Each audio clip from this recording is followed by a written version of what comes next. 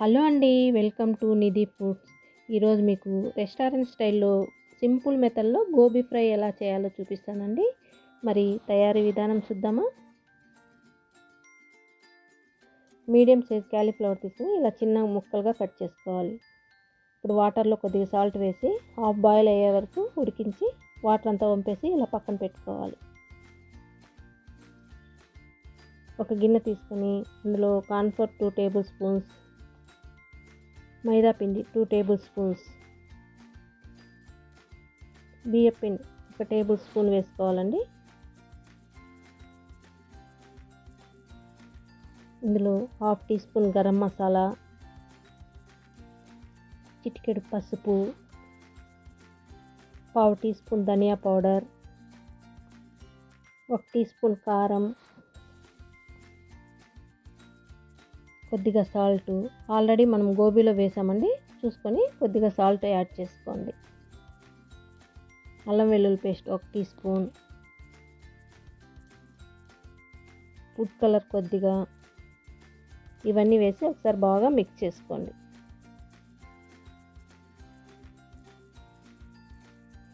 ఇలా బాగా మిక్స్ చేసుకుని ఇందులో కొద్దిగా వాటర్ వేసుకుంటూ నేను చూపించే విధంగా కలుపుకోండి. ఇదంతా ఇలా బాగా కలుపుకోవాలండి. ఈ విధంగా కలుపుకోవాలి, ఎక్కువ వాటర్ వేయకూడదు. ఇప్పుడు మనం ముందుగా ఉడికించి పెట్టుకున్న గోబీని ఇందులో వేసి బాగా కలుపుకోవాలి. గోబీకి ఈ మసాలా అంతా బాగా పట్టేట్టు కలుపుకోండి. ఈ విధంగా మసాలా అంతా గోబీకి బాగా పట్టేట్టు కలుపుకోవాలి. ఇప్పుడు స్టవ్ వెలిగించి ప్యాన్ పెట్టి డీప్ ఫ్రైకి సరిపడా ఆయిల్ వేసుకోండి.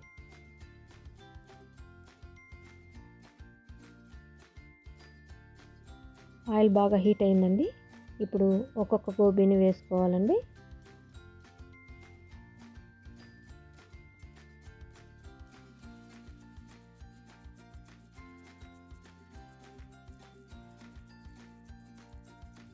ఇప్పుడు రెండు వైపులా తిప్పుకుంటూ డీప్ ఫ్రై చేసుకోవాలి.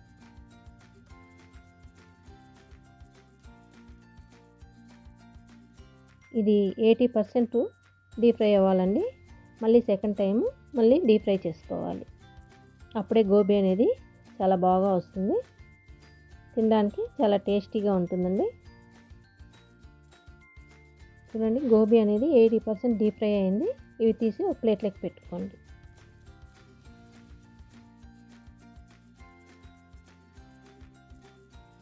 ఇలానే మొత్తం క్యాలీఫ్లవర్ని 80% వచ్చేంత వరకు డీప్ ఫ్రై చేసుకోండి.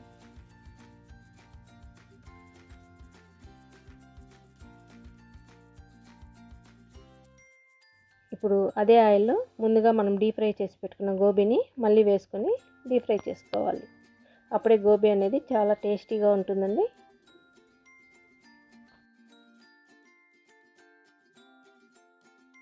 గోబీ అనేది బాగా ఫ్రై అయిందండి. ఇందులో 3 పచ్చిమిర్చి ఘాట్లు పెట్టుకొని వేసుకోవాలండి.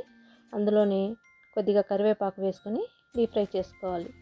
కరివేపాకు పచ్చిమిర్చి వేయడం వల్ల గోబీ అనేది చాలా టేస్టీగా వస్తుందండి.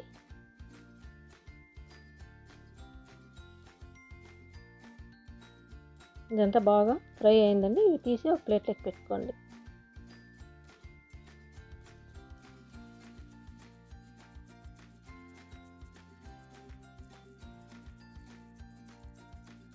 అంతే అండి, ఎంతో టేస్టీగా ఉండే రెస్టారెంట్ స్టైల్లో గోబీ ఫ్రై రెడీ. మీరు ట్రై చేసి ఎలా ఉందో నాకు కామెంట్స్లో చెప్పండి.